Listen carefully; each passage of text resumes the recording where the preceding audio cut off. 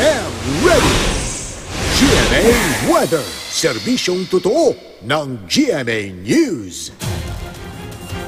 Ngayong araw po inaasahan magla-landfall ang bagyong Chedeng. Alamin natin ang latest mula kay GMA resident meteorologist Nathaniel Cruz. Mang Tani.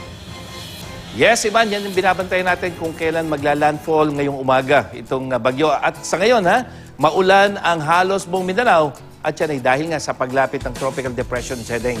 Nakataas pa rin ang Tropical Cyclone Warning Signal number 1 dyan sa mga probinsya ng Compostela Valley, Davao Oriental, Davao del Sur, dyan sa mga syudad ng Davao at General Santos, Davao Occidental, ang southern portion o katibungang bahagi ng Davao del Norte kasama ang Samal Island, silangang bahagi o eastern portion ng North Cotabato, eastern portion ng South Cotabato, eastern portion ng Sarangani at eastern portion ng Sultan Kudarat. Yung mga nabanggit na lugar, makakaranas po ng mga pag-ulan at bugso ng hangin ngayong araw na ito.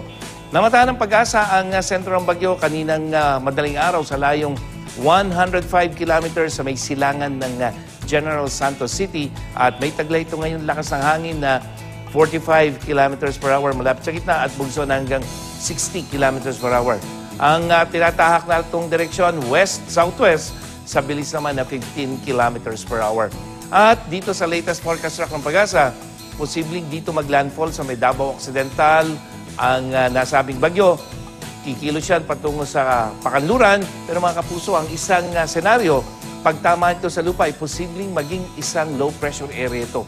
Kaya babantayan natin to, dadaan dito sa may South Cotabato, Sultan Kudarat, lalabas ng Moro Gulf, muling tatama dito sa Basilan. Kung ito'y isa pang tropical depression at kikilos patungo ng Sulusi. Kaya babantayan natin yan mga kapuso. Pero kahit na ito maging isang LPA, makikita natin yung ulan na daladala nito sa buong Mindanao mula katamtaman hanggang sa malakas na ulan ang inaasahan sa malaking bahagi ng Mindanao na posibleng magdulot mga kapuso ng landslide at flash flood.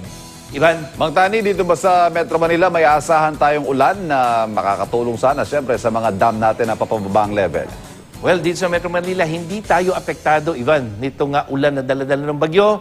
Makikita natin na ang forecast, hindi lang din sa Metro Manila, kundi sa malaking bahagi ng Luzon, halos walang ulan at manatiling maalisangan. So, wala pong ulan na inaasahan na magdadagdag ng tubig sa mga dam dito sa Luzon, dulot nitong bagyong Chedeng, Ivan. Ano ba bang Tani ang forecast sa El Nino na to? Lalala pa ba ito at gaano katagal pa? Well, dun sa outlook ng pag-asa, Ivan, ito ay kung para sa katapusan ng Marso, mas maraming lugar ang yung kulay pula na yan ng may drought condition. Ngayon kasi, 3 probinsya lamang, isa sa Luzon, 2 dito sa may, o 3 sa may Mindanao. Pero ngayon, makikita nyo na mas marami yung kulay pula, mas marami yung potential o yung dry spell at may kulay dilaw tayo, yan yung dry condition. So halos buong bansa, mayroong kakulangan sa ulan. Pero sa pagdaan itong bagyong Chedeng dito sa Mindanao, posibleng magbago itong nakikita nilang outlook dahil sa ulan na dadala nito. Kaya yan ang babantayan natin na Ivan. At yan ang latest mula sa GMA Weather. Ako po si Nathaniel Cruz, magplano para sigurado. I am ready. Serbisyong totoo ng GMA News.